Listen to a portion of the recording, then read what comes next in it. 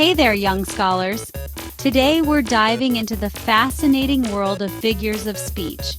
Specifically, we're going to explore something called an oxymoron. Get ready for a wild ride where words collide and meaning explodes. Ready? Let's get started. So what exactly is an oxymoron? The word itself comes from the ancient Greeks.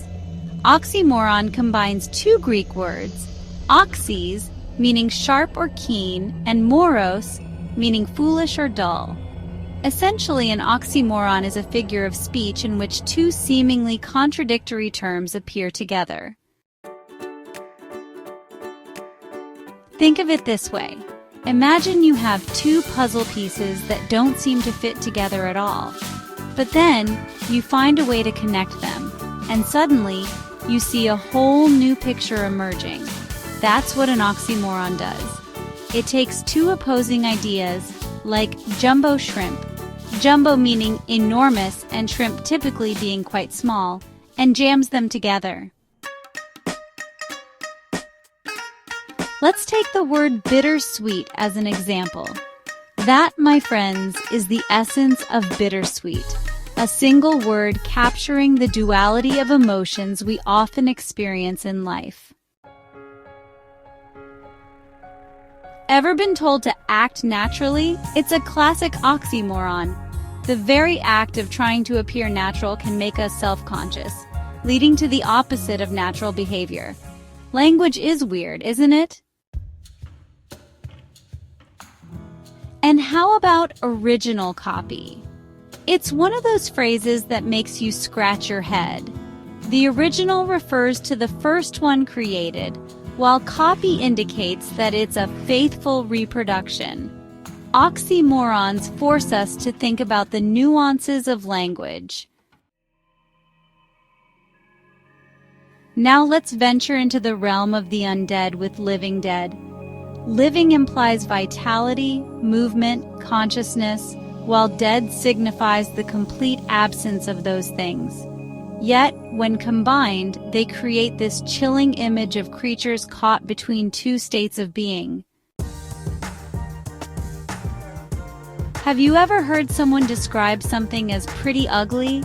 It might seem counterintuitive, but we instantly understand what they mean. Oxymorons, like the universe itself, are full of surprises. Now, let's travel back in time to the world of William Shakespeare, a master of language if there ever was one.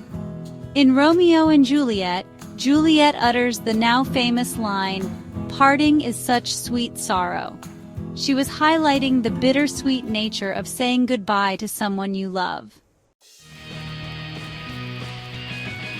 In the same play, Romeo exclaims, "Oh, brawling love! Oh, loving hate!" Talk about a tangled web of emotions. Shakespeare uses this oxymoron to convey the intense, often contradictory nature of love and hate, especially in the throes of youthful passion. Now let's explore two more examples of oxymorons from poetry. First, from John Milton's Paradise Lost, we have the line, "No light, but rather darkness visible." This oxymoron captures the paradox of seeing darkness, a concept that is inherently the absence of light. Another example comes from Lord Byron's Don Juan, Canto the 8th, where he describes a character's melancholy merriment. This phrase beautifully encapsulates the coexistence of joy and sorrow, a common theme in human emotions. Now, before we wrap up, let's understand the difference between antithesis and oxymoron. While an oxymoron smashes contradictory terms together, an antithesis places contrasting ideas in a balanced structure. Think of Charles Dickens's memorable line, "It was the best of times, it was the worst of times." And there you have it. Now you know how oxymorons add flavor to our language. See you next time.